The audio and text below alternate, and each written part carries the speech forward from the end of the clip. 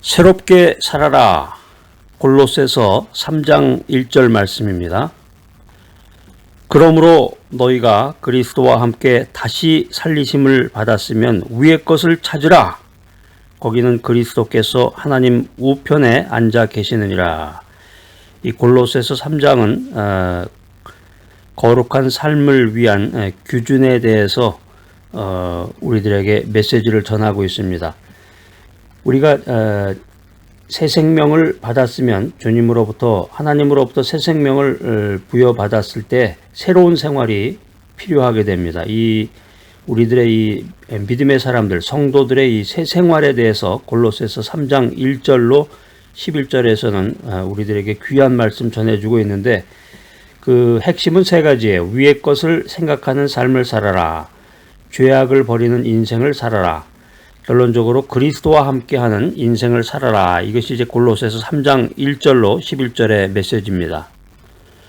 성경 가운데서 이 골로새서는 아마 가장 그리스도 중심적인 책이라고 할 수 있습니다. 이 골로새서에서 사도 바울은 그리스도 신성의 탁월성과 그분이 베푸신 구원의 완전성에 대해서 강조하고 있습니다.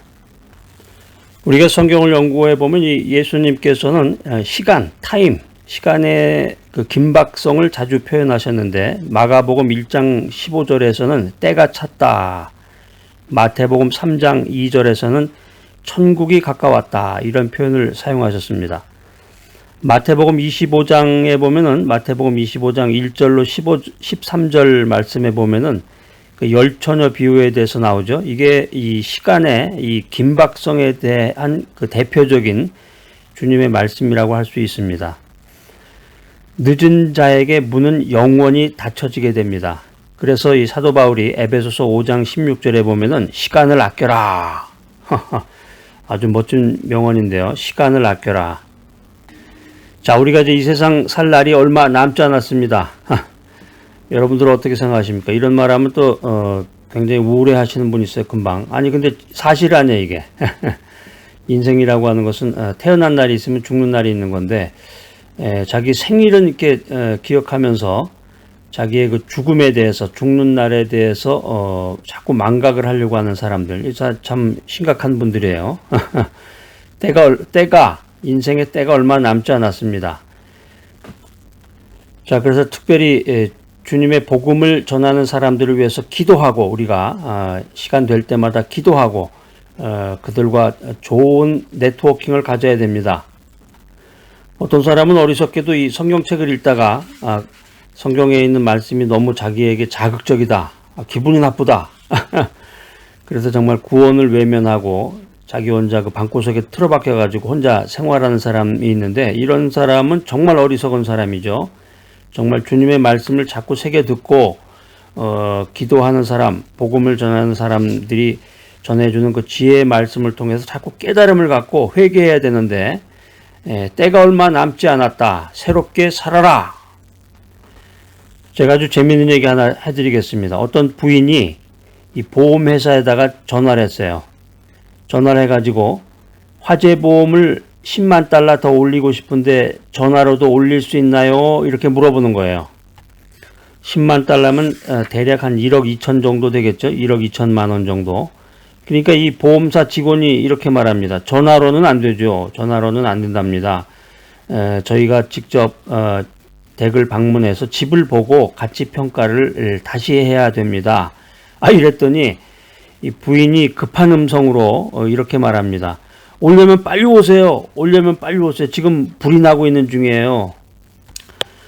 여러분 이 말 들으니까 정말 웃기죠. 그런데 사실 이런 식으로 하나님을 믿는 사람이 많다는 거예요. 이런 식으로 믿음을 고백하는 사람이 많다. 그러니까 불이 나고서야 아이고 하나님 하는데 하나님이 보시기에는 정말 뭐라고 그럴까요? 얌체신앙이라고 그럴까? 얌체신앙. 그 많은 시간, 그 많은 opportunity, 기회, 그 많은 날에 생명을 주셨는데 자기 욕심껏 살다가 급하면 앰뷸런스 부르는 것처럼 하나님을 부른다. 이거는 올바르게 믿음 생활하는 사람의 그 자세가 아닙니다. 자, 첫 번째, 우리가 사라져가는 시간을 최선으로 사용하는 방법은 땅의 것에 매이지 말고 위에 있는 가치를 추구하라 하는 것입니다. 누가복음 12장에 나오는 이 어리석은 부자의 비유는 땅의 것만 추구하는 자의 이 비참한 종말을 말하고 있습니다. 오늘 밤 내 영혼을 도로 찾을 것이다. 이런 긴박한 심판의 메시지를 우리가 기억해야 되겠습니다. 자, 오늘 두 번째 메시지는 시간은 창조적으로 사용해야 된다라고 하는 것입니다. 이 시간은 생산적으로 써야 가치가 발휘됨을 이 마태복음 25장은 달란트 비유로 우리들에게 말씀을 전해주고 있습니다. 여러분 잘 아시는 분인데요. 노벨 물리학상과 화학상을 받은 이 프랑스의 물리학자 퀴리 부인이 있습니다. 이 최근에 영화로도 나왔던 것 같아요. 이 퀴리 부인이 폴란드 출신이죠. 폴란드에서 태어나가지고 이 파리의 이 소르본느 대학에 입학을 했는데 고학으로 도저히 공부를 계속할 수 없을 때 이 수제 퀴리 부인을 아끼는 친구들이 이 폴란드의 알렉산드위치 장학금을 받도록 주선을 해줬습니다. 이 마리 퀴리는 졸업을 하고 취직을 하자마자 자기 월급을 쓰지 않고 저축을 시작한 거예요. 그러니까 굉장히 어렵고 힘든 이 고학생 시절과 같은 빈곤한 생활을 하면서 4년 만에 놀라운 일을 해냈습니다. 이 퀴리가 4년 만에 자기가 받은 장학금 전액을 반환했기 때문입니다. 지금까지 이 자기가 받은 장학금을 돌려준 학생이 없었던 거예요. 이 마리 퀴리는 이렇게 말합니다. 무언가를 이루려면 시간을 투자해야 된다. 시간을 낭비하면 빚을 남길 수는 없다. 빛을 남길 수는 없다. 무언가를 이루려면 시간을 투자해야 된다는 거죠. 시간 낭비하면은 아무런 유익이 없고 결국에 와서는 빛을 남길 수 없다. 자, 오늘 메시지 세 번째 원리는 시간을 가치 있게 만드는 가장 중요한 성경적인 진리는 나의 시간을 하나님의 시간으로 바꾸는 것이다 라는 것입니다. 영생을 산다는 것은 우리가 영원한 인생, 영생을 산다고 하는 것은 하나님의 시간을 사는 것입니다. 내 인생의 남은 시간을 하나님이 덤으로 주신 하나님의 인생으로 생각한다면 하루하루가 소중해집니다. 내 인생에 나의 시간이라고 하는 것은 하나님으로부터 부여받은 기회다. 이걸 깨달아야 되겠습니다. 또 하나님께서 기다려 주시는 기회가 내 인생의 시간이다. 이 사실을 오늘 명심하는 귀한 시간이 되어야 되겠습니다. 자, 오늘 이 귀한 메시지 들으신 여러분들, 땅의 것에 매이지 말고 위에 있는 가치를 추구하는 귀하고 복된 여러분 모두가 되시기를 간절히 기대합니다. 미국의 신문 기자로서 40여 년 동안 그 역사와 사회와 인간에 대해서 관찰하고 집필을 했던 이 필립 얀 씨라고 하는 사람이 있습니다. 이 사람이 이제 평생 동안 8,000명, 뭐 엄청나네요. 8,000명 정도를 이제 인터뷰했다고 그래요. 사람을 만나서 대화 나누고 정보를 교환하면서 이제 신문에다도 쓰고 이제 컬럼도 쓰고 여러 가지 그런 집필 활동을 했는데 8,000명을 만났다. 뭐 어마어마한 사람들을 만나는 건데 많은 사람들을 만나보니까 이 인간이라고 하는 것은 두 종류로 나눌 수 있구나 이렇게 생각을 했습니다. 스타형의 사람, 인기를 추구하는 스타형의 사람과 서번트형, 종형의 사람 이렇게 구분을 했습니다. 그래서 이 스타형은 자기를 내세우고 자기 자랑과 광고를 하지만 이 얀시 씨의 말을 빌리면 껍질 인간이다 이런 표현을 썼습니다. 뭐 아주 되게 재밌네요. 껍데기만 있는 인간이라는 얘기죠. 요즘 말로 하면 이제 머리에 든 게 없다 이런 얘기인데 이에 반해서 이제 서번트형의 사람, 종형의 인간은 자기를 광고하지 않고 자기를 과시하지 않고 구석에 숨어서 이웃을 섬기는 사람들이다 이렇게 말하고 있습니다. 우리 주변에도 보면 그런 사람 많아요. 무슨 말만 나오면 그냥 자기 과시하는 사람 있잖아요. 내가 과거에 내가 우리 집안이 어떤 집안인데 우리 집안이 뭐 국회의원도 나오고 뭐 대학 총장도 나오고 내가 뭐 1년에 몇 번씩 해외여행도 다니고 사진 보세요. 내가 아는 사람들 뭐 과시하면서 이런 사람들 우리 주변에 참 많습니다. 그에 반해서 이 서번트형의 종형의 사람들은 묵묵히 병원에서 봉사하고 난민을 구호하고 홍수가 난 곳을 찾아가서 모래주머니를 쌓고 아프리카 어느 부족 속에서 조용히 묻혀서 필요한 책을 번역해주고 있는 많은 사람들이 있습니다. 40여 년 동안 이 8,000명을 만나서 인터뷰를 했던 이 얀시 씨는 이런 서번트 스타일, 종형의 사람들이 인류의 참 역사를 이끌어가는 사람들이다, 이렇게 표현하고 있습니다. 우리가 정말 인생의 참된 가치가 무엇인가, 참된 인생이란 무엇인가, 이것을 한번 생각해야 되겠습니다. 그래서 인류를 참 연구를 해보면 실질적으로 인류 사회에 영향을 미치고 빛을 전하는 사람들은 버는 돈이 적고 그에 반해서 긴 시간을 일하고 사람들로부터는 박수를 받지 못하는 사람이다, 이런 결론을 내릴 수가 있겠습니다. 신약성경 로마서 12장 1절 2절 말씀 한번 찾아서 읽어보도록 하겠습니다. 여러분, 이 성경 말씀 참 중요한 것입니다. 늘 말씀을 가까이 하면서 말씀을 자꾸 읽어야 되겠죠. 밑줄도 그시고 메시지도 자꾸 들으시고. 12장 1절, 그러므로 형제들아 내가 하나님의 모든 자비하심으로 너희를 권하노니 너희 몸을 하나님이 기뻐하시는 거룩한 산 제사로 드리라. 이는 너희의 드릴 영적 예배니라. 너희는 이 세대를 본받지 말고 오직 마음을 새롭게 함으로 변화를 받아 하나님의 선하시고 기뻐하시고 온전하신 뜻이 무엇인지 분별하도록 하라. 자, 오늘 여기 로마서 12장 2절 말씀은 여러분들이 암송하셔야 돼요. 그다음 밑줄을 좀 그시고 빨간 펜으로 밑줄을 좀 그시고, 제가 이제 이 관심이 많다 보니까 이 필기류, 이제 문방구류라고 그러죠. 문방구류, 필기류, 이게 쓰는 거하고 이 종이가 굉장히 저는 아주 사랑스럽습니다. 두 개가 이제 친구라고 그러는데, 메이트, 필기구하고 종이가 친구인데, 이 필기구도 보니까는 굉장히 종류가 다양해. 그러니까 이제 우리가 보통 사람들은 까만 거 하나로만 쓰잖아요.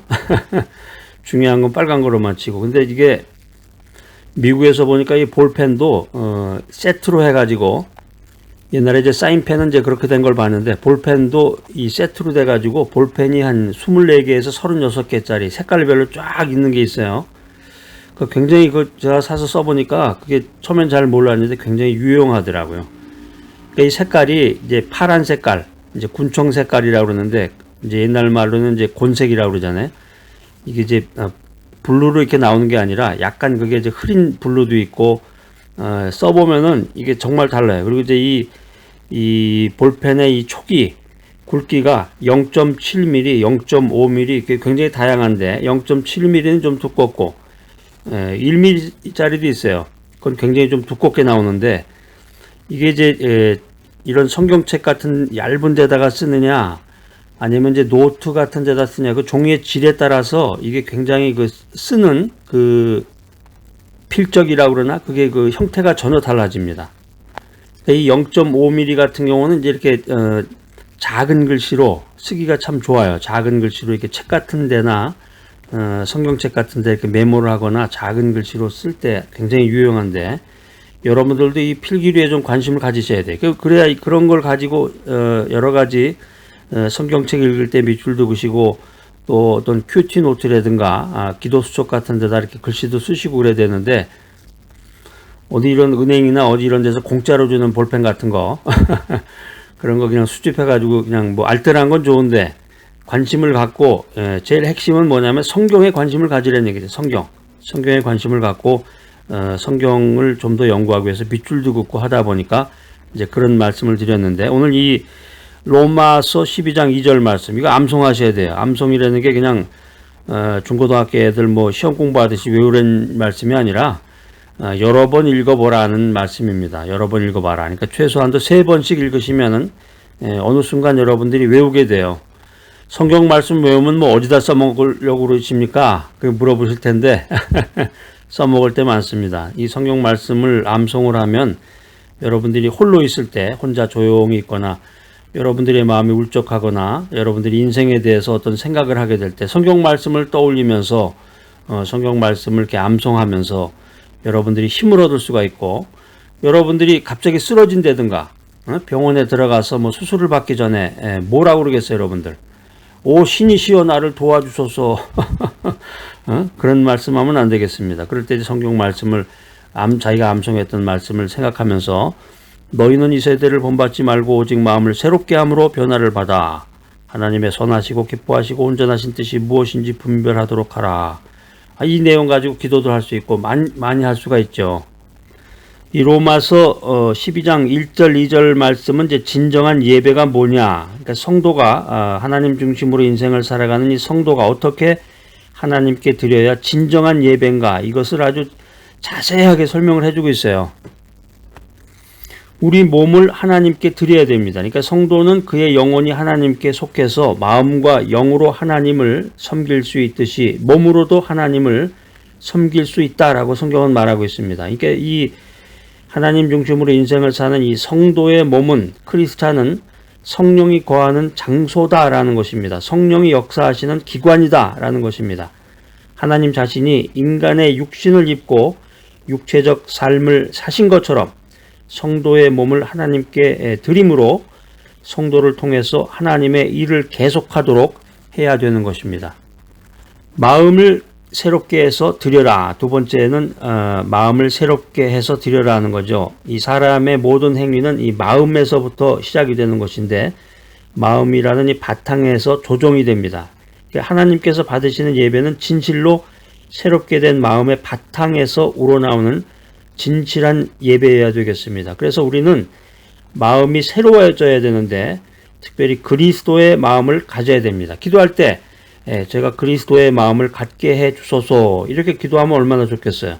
만물보다 거짓되고 부패한 본성으로는 인간의 본성 뭐 말도 못하죠. 만물보다 거짓되고 부패한 인간의 본성으로는 거룩하고 합당한 예배를 드릴 수 없다라고 하는 것입니다. 몸으로 매일매일 삶을 드려라. 이 진정한 예배라고 하는 것은 예배당 안에서 행하는 어떤 의식이 아니에요. 의식이 아니야. 온 세상을 살아가는 하나님의 성전으로 보고 온 세상을 살아가는 하나님의 성전으로 보고 모든 일상 행동을 예배 행위로 생각해야 되겠습니다. 바로 성전 안의 모습과 성전 밖의 모습이 일치하는 신앙의 모습을 가지고 우리가 살아야 되겠습니다. 우리 보통 보면은 예배 드릴 때는 아멘 하면서 은혜 받았습니다. 목사님한테 찾아가서 악수하면서 목사님 은혜 받았습니다. 이러면서 교회당 예배당 바깥을 나가서 주차돼 놓은 그 차를 타고서 나가는데 그냥 막 앞에 차가 밀리고 갑자기 끼어들기를 하면 막 그 육두문자가 나오잖아요. 이러면서 이게 성전 안의 모습과 성전 밖의 모습이 일치가 돼야 되는데 일치가 오늘 이 메시지 들으시는 분들은 전부 일치된 인생을 살고 계시죠? 그래서 특별히 사도 바울이 오늘 로마서 12장 1절로 2절에서 성도가 세상을 본받아서는 안 된다. 세상적인 그 지혜를 가지고 살면 안 되고 세상적인 상식으로 살면 안 되고 세상에서 변화되어야 된다. 그러니까 진정한 예배라고 하는 것은 한마디로 우리 몸을 들여서 하나님을 섬기고 매일의 삶 속에서 그리스도 중심의 인생을 살아가는 것이다. 이렇게 사도 바울은 말하고 있습니다. 자, 오늘 이 귀한 메시지 들으신 여러분들, 이 시대를 본받지 않고 그리스도를 본받는 귀하고 복된 여러분 모두가 되시기를 간절히 기대합니다.